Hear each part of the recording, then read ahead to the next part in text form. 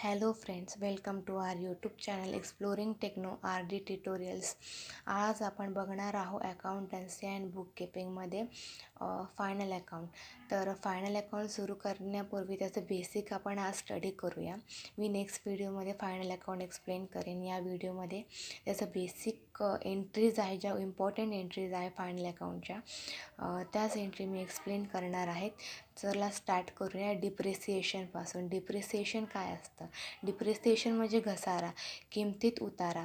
एखादी वस्तू आपण परचेस केली आणि 6 महिन्यानंतर ती विकली तर आपण ती वस्तू अर्ध्या किमतीत विकतो, कारण त्या वस्तूची झीज झालेली असते, तर ती यूज झालेली असते. आपण त्याला रिसेल करतो, म्हणून त्याची किंमत अर्धी होते. त्यामुळे आपण त्याला डिप्रिसिएशन असे म्हणतो. बॅड डेट्स म्हणजे गृहीत कर्ज किंवा बुडीत कर्ज. मी एखाद्याला माल विकला आहे माझा, किंवा एखादा स्टॉक सोल्ड केला आहे, पण तो व्यक्ती डेथ झाला आहे किंवा मेला किंवा काही प्रॉब्लेम आले, त्यामुळे तो माझे पैसे देऊ शकत नाही आहे, त्याची एंट्री मी बॅड डेब्ट्स म्हणून करेल. आणि त्यानंतर आहे पोस्टेज म्हणजे टपाल खर्च. टपाल खर्च म्हणजे पत्रव्यवहार. जे काही पत्रव्यवहारशी रिलेटेड, टपाल खर्चाशी रिलेटेड असेल तर त्याला आपण पोस्टेज म्हणून एंट्री करूया फायनल अकाउंटमध्ये. आणि त्यानंतर आहे कॅरेज इनवर्ड म्हणजे दुसऱ्याने आपल्याला पाठवतात तो माल. दुसरे आपल्याला पाठवतात तो माल म्हणजे कॅरेज इनवर्ड. आणि कॅरेज आउटवर्ड म्हणजे आपण दुसऱ्यांना पाठवतो तो माल. आपण जो काही माल दुसऱ्यांना पाठवतो त्याला आपण कॅरेज आउटवर्ड म्हणतात. खूप जण इनवर्ड आणि आउटवर्डमध्ये कन्फ्यूज होतात. सो कॅरेज इनवर्ड म्हणजे दुसऱ्याने आपल्याला पाठवलेला तो माल, आणि कॅरेज आउटवर्ड म्हणजे आपण दुसऱ्यांना पाठवतो तो माल. आणि आता बघूया नेक्स्ट एंट्री, आउटस्टँडिंग एक्सपेन्सेस म्हणजे खर्च देणे बाकी असणे. आपण एखादी गोष्ट परचेस केली आहे किंवा आपण एखादा स्टॉक सेल केला आहे, तर जी सेकंड पार्टी आहे तर तिला आपल्याला पैसे द्यायचे पेंडिंग आहे, पण ती देणार हे कन्फर्म आहे. आपल्याला पैसे मिळणार, लवकरच मिळणार, पण ते कधी मिळणार हे कन्फर्म नाही आहे. म्हणून आपण फायनल अकाउंटमध्ये त्याची एंट्री आउटस्टँडिंग एक्सपेन्सेस म्हणून करतो. झालेला खर्च की हा खर्च जो काही आहे तो देणे बाकी असणे, म्हणून आपण त्याचे आउटस्टँडिंग एक्सपेन्सेसला एंट्री करतो. त्यानंतर आहे सन्ड्री डेप्टर्स म्हणजे विविध देणेदार, कर्जदार, बॉरोवर. जे कोणी बॉरोवर आहे, कर्जदार आहे, तर त्याची एंट्री आपण सन्ड्री डेप्टर्सला करतो फायनल अकाउंटिंगमध्ये. विविध म्हणजे वेगवेगळे प्रकारचे बॉरोवर्स आहेत, ज्यांचे पैसे देणं बाकी आहे, तर त्यांचे एंट्री आपण सन्ड्री डेप्टर्सला करतो. आणि त्यानंतर आहे गुडविल म्हणजे सद्भावना, कंपनीची रेप्युटेशन, आपण त्याला गुडविल असे म्हणतो. ती खूप इम्पॉर्टंट असते कंपनीला. कंपनीची reputation is very important to all the companies. तर त्याला आपण सद्भावना असं म्हणतो. आणि त्याची एंट्री ॲसेट साईडला होते नेहमी, कारण ती आपली ॲसेट असते. आणि नंतर आहे सेल्स रिटर्नला आपण रिटर्न इनवर्ड म्हणतो. रिटर्न इनवर्ड म्हणून पण त्याची एंट्री करू शकतो, किंवा सेल्स रिटर्न म्हणूनही. विकलेला माल परत येणे म्हणजे सेल्स रिटर्न. म्हणजे आपण एखादा माल सेल केला, एखादा स्टॉक सेल केला दुसऱ्या पार्टीला, पण तो परत आला काही कारणामुळे, काही ट्रबल इश्यूमुळे, काही प्रॉब्लेममुळे, तर आपण त्याला सेल्स रिटर्न म्हणून फायनल अकाउंटमध्ये एंट्री करूया. आणि त्यानंतर आहे रिटर्न आउटवर्ड म्हणजे परचेस रिटर्नला दुसरं नाव आहे रिटर्न आउटवर्ड. खरेदी केलेला माल वापस करणे. आपण जो काही स्टॉक किंवा माल खरेदी केला आहे दुसऱ्यांकडनं, दुसऱ्या पार्टीकडून, तर तो आपण वापस करतो, तर त्याची एंट्री आपण फायनल अकाउंटला परचेस रिटर्न म्हणून करतो. आणि नेक्स्ट आहे बिल्स रिसिवेबल म्हणजे प्राप्त होणारा विपत्र.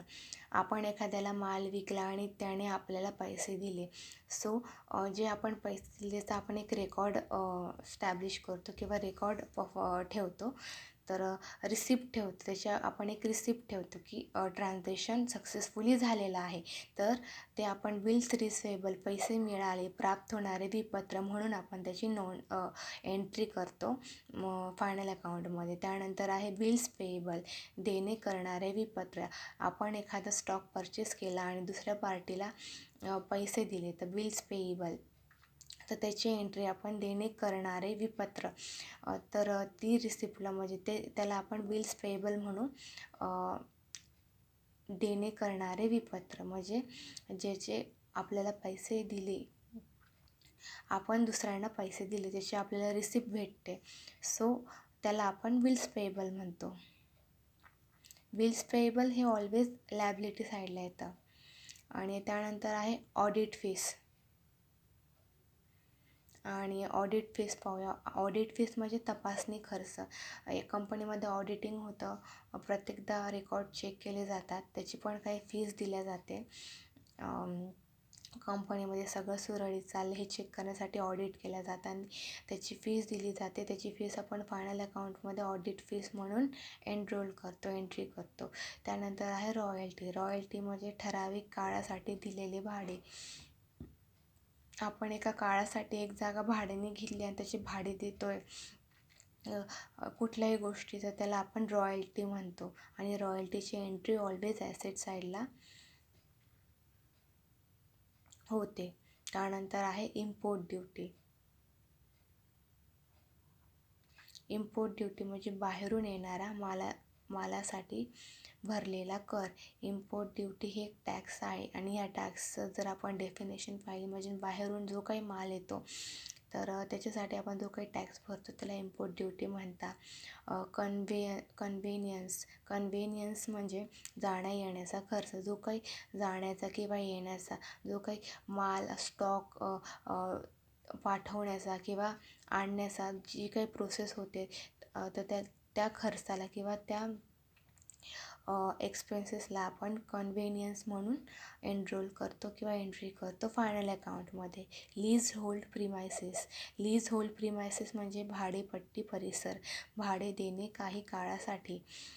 एखादी जागा भाड्याने घेणे किंवा भाड्याने देणे काही काळासाठी आपण त्याला लीज होल्ड प्रिमायसेस म्हणतो. आणि त्यानंतर एंट्री आहे रिटर्न आउटवर्ड म्हणजे खरेदी केलेला माल वापस करणे.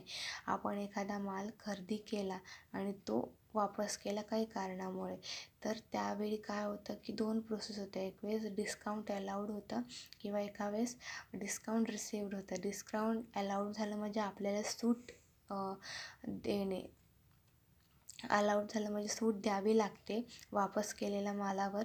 आणि डिस्काउंट रिसिव्ह म्हणजे आपल्याला सूट मिळते, आपण जो माल वापस करू त्यावर आपल्याला सूट मिळते, म्हणजे डिस्काउंट रिसिव्ड. याच्या एंट्रीज डिटेलमध्ये मी नेक्स्ट व्हिडिओमध्ये एक्सप्लेन करेल एक प्रॉब्लेम घेऊन. सो बँक ओव्हरड्राफ्टमध्ये बँककडून घेतलेला कर्ज. बँक ओव्हरड्राफ्ट ही खूप इम्पॉर्टंट एंट्री आहे. ही प्रत्येक प्रॉब्लेममध्ये विचारली जाते आणि प्रत्येक प्रॉब्लेममध्ये येते ऑलमोस्टली. तर बँक ओव्हरड्राफ्ट फायनल अकाउंटच्या बँककडून घेतलेला कर्ज. जो काही लोन आहे आपण बँककडनं परचेस करतो त्याला बँक ओव्हरड्राफ्ट म्हणतो. आणि त्यानंतर आहे जनरल रिझर्व म्हणजे सामान्य निधी, राखीव ठेवलेला पैसा. आपण जो काही फंड राखीव ठेवला आहे किंवा राखून ठेवलेला आहे तर त्याला आपण जनरल रिझर्व म्हणतो. की आपल्याकडं एक निधी, एक फंड रिझर्व आहे, बुक आहे, ठेवलेला आहे भविष्यासाठी किंवा फ्युचर फोरकास्टच्या होणाऱ्या काही ट्रान्झॅक्शनसाठी किंवा गोष्टींसाठी. त्यानंतर आहे इंटरेस्ट रिसिव्ड म्हणजे व्याज मिळणे. आपल्याला इंटरेस्ट मिळतो एखाद्या गोष्टीवर, एखाद्या मालावर, तर त्याला आपण इंटरेस्ट रिसिव्ड म्हणतो. आणि motive power, last but not the लिस्टची एंट्री आहे मोटिव्ह पॉवर, विद्युत शक्ती. It is a energy form of steam. ही एक एनर्जी फॉर्म ऑफ स्टीम आहे जी कंपनीमध्ये यूज होते आणि ही पण एक इम्पॉर्टंट एंट्री आहे.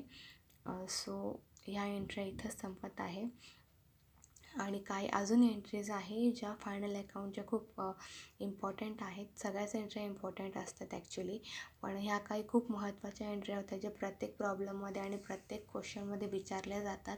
सो त्याचे मीनिंग सगळं मी त्याला एक्सप्लेन केलेलं आहे. कुठली एंट्री कशासाठी केली जाते हे मी खूप चांगल्या प्रकारे एक्सप्लेन केलं आहे. If you like my video, तर जर तुम्हाला माझा व्हिडिओ आवडला असेल तर प्लीज लाईक, शेअर आणि सबस्क्राईब करा.